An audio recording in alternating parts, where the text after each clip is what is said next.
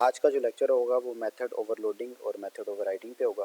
Last lecture में मैं बात की थी कंस्ट्रक्टर और एक्सेस मॉडिफायर की, लेकिन आज जो हमारा टॉपिक होगा वो ओवरलोडिंग और ओवरराइडिंग है। तो सबसे पहले हम देखते हैं मेथड ओवरलोडिंग है क्या।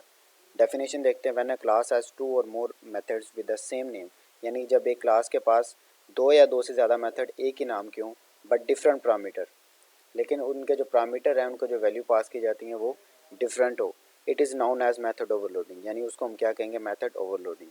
अगर मैं इसको सम अप करूँ तो इसका मतलब ये है कि अगर एक दो या दो से ज़्यादा मेथड एक ही क्लास में लिखे गए हैं और वो एक ही नाम के हैं, लेकिन उनके अंदर जो वैल्यूज़ पास की गई हैं वो डिफरेंट हैं, तो उसको हम क्या कहेंगे, मेथड ओवरलोडिंग। ये कोड आपके सामने डिस्प्ले है। इसमें अगर आप देखें तो अर्थमेटिक की एक क्लास लिखी हुई है और इसमें ऐड का एक मेथड है। पब्लिक वॉइड ऐड का मेथड है जिसके अंदर कोई आर्गूमेंट पास नहीं किया गया, लेकिन दूसरा मेथड उसी नाम यानी ऐड का है और उसके अंदर दो आर्गूमेंट पास किए हैं, इंडेक्स और इंट वाई। ठीक है। और उसके बाद तीसरा जो आर्गूमेंट है वो तीसरा जो मेथड है वो हमारे पास ऐड का है और उसके अंदर तीन आर्गूमेंट पास किए गए हैं, इंडेक्स, इंट वाई और इंट जी। और ये तीनों की तीनों हमारे पास क्या है जी, पैरामीटर हैं इनके, और ये इन दो के पैरामीटर हैं और इसके अंदर कोई पैरामीटर पास नहीं किया।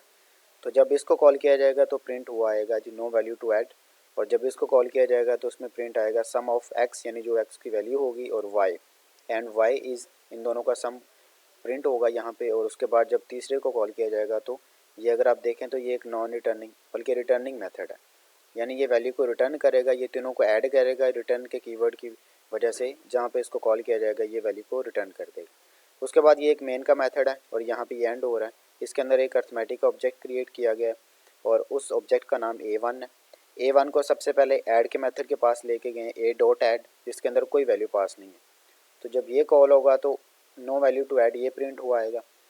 अगेन उसके बाद A1 डॉट ऐड जब कॉल होगा तो उसके बाद प्रिंट हुआ आएगा जी sum of x and y is x. यहाँ पे जो है इनका सम प्रिंट हो जाएगा, यानी 20 और 10 का जो सम होगा यानी 30 यहाँ पे प्रिंट हुआ आ जाएगा।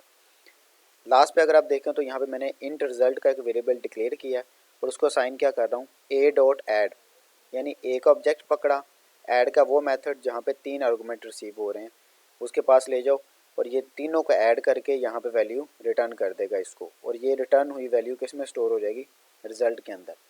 ये रिटर्निंग मेथड है, इस वजह से मैंने क्या किया, इंट रिजल्ट के अंदर इसको स्टोर करवाया और लास्ट में हम इसी रिजल्ट को प्रिंट करवा देंगे, जो रिजल्ट इज़ रिजल्ट, यानी जो भी होगा यहाँ पे प्रिंट हुआ आ जाएगा। यानी इसका अगर मैं सम करूँ तो ये 10 इसकी आउटपुट यहाँ पे मिलनी चाहिए। तो तीनों के आउटपुट देख लेते हैं। सबसे पहले क्या प्रिंट हुआ आना चाहिए, नो वैल्यू टू ऐड, उसके बाद the sum of 10 and 20 is 30, और लास्ट पे क्या आना चाहिए जी, रिजल्ट इज़ 10। सो ये हमारे पास आउटपुट है जी।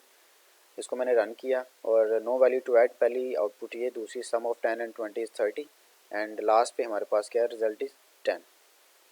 उसके बाद है मेथड ओवरराइडिंग। मेथड ओवरराइडिंग क्या है, method overriding in object oriented programming is a language feature, यानी एक लैंग्वेज का एक ऐसा फीचर है दैट अलाउज अ सब क्लास, एक सब क्लास या child class, to provide specific implementation of a method of that is already provided by one of its parent class. ये रिपीट हुआ है तो उसको काइंडली आप इग्नोर कर दें। यानी कि ये पेरेंट क्लास और सब क्लास का रिलेशन है, यानी जब भी आप कोई मेथड पेरेंट में लिखते हैं और वही मेथड उसी नाम का आप चाइल्ड में भी लिखते हैं तो हमारे पास क्या होता है कि वो ओवरराइडिंग हो जाती है, क्योंकि एक जो पेरेंट काम कर रहा है और एक जो चाइल्ड काम कर रहा है वो डिफरेंट हो सकते हैं। ठीक है। फॉर एग्जांपल अगर एनिमल की एक क्लास है और एनिमल ईटिंग कर रहा है तो हमारे पास अगर एक डॉग की क्लास होगी और वो भी ईटिंग करेगा तो दोनों का पैटर्न डिफरेंट होगा। ठीक है। लेकिन हम जो चाइल्ड क्लास में मेथड लिखेंगे ईटिंग का, वो जो है कुछ और आउटपुट शो करवाएगा, और अगर आप उसको रिमूव कर देते हैं और अगेन ऑब्जेक्ट क्रिएट करके कॉलिंग करते हैं तो बाद में वो क्या करता है जी, एनिमल की क्लास यानी पेरेंट में जाता है और वहाँ पे जाके ईटिंग को कॉल कर देगा। इसकी जो है मैं आपको प्रैक्टिकल इम्प्लीमेंटेशन शो करवा देता हूँ, लेकिन इसको आगे हम देख लेते हैं। द इम्प्लीमेंटेशन ऑफ सब क्लास, यानी सब क्लास जो होगी overrides the implementation in the super class, यानी सुपर क्लास की और सब क्लास की इम्प्लीमेंटेशन क्या हो जाएगी, ओवरराइड। सब क्लास जो है वो राइड कर देगी सुपर क्लास की इम्प्लीमेंटेशन को, जो बात मैंने आपको पहले बताई। By providing a same name, यानी इसके अंदर सेम नेम होगा मेथड का, ठीक है, सेम पैरामीटर होगा यानी सेम वैल्यू जो हम इसको पास करेंगे, एंड सेम रिटर्न टाइप।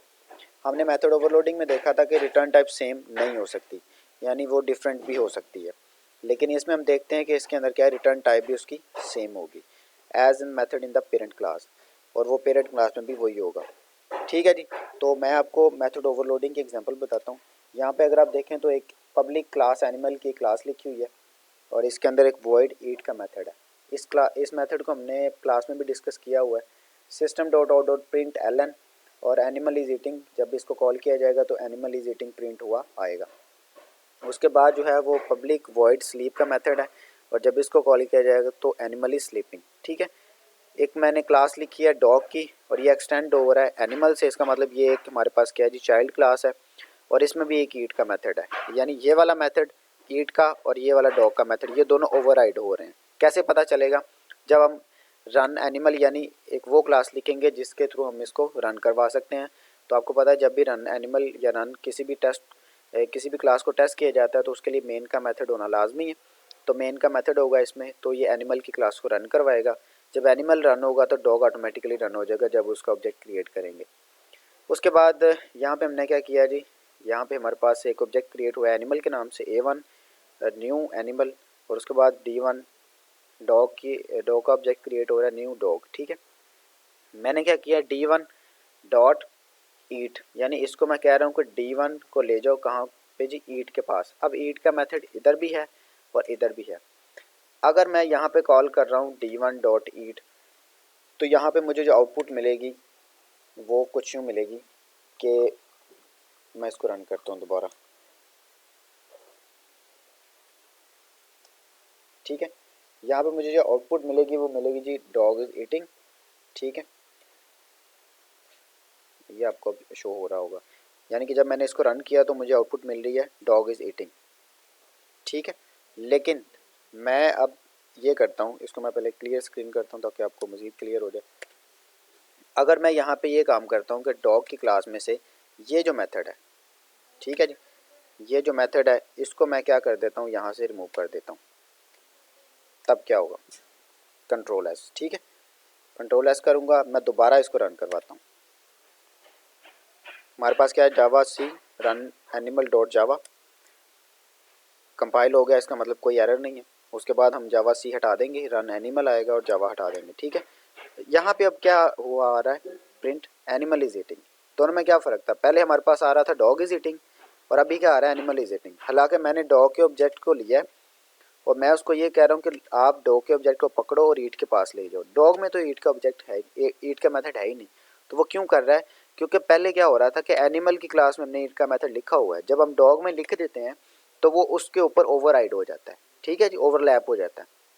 इस वजह से जब मैंने यहाँ से रिमूव किया तो उसने इसको छोड़ा और इसके पेरेंट के पास चला गया, यानी एनिमल के पास चला गया, और उसने क्या किया, इसको जाके कॉल कर दिया और उसने क्या किया जी, यहाँ पे ईट का मेथड कॉल किया, एनिमल इज ईटिंग, ये प्रिंट हुआ आ गया। सो ये था जी हमारे पास कॉन्सेप्ट ओवरलोडिंग का और ओवर राइडिंग का। नेक्स्ट लेक्चर में इंशाल्लाह मुलाकात होगी, तब तक के लिए जो है वो अल्लाह हाफ़िज़।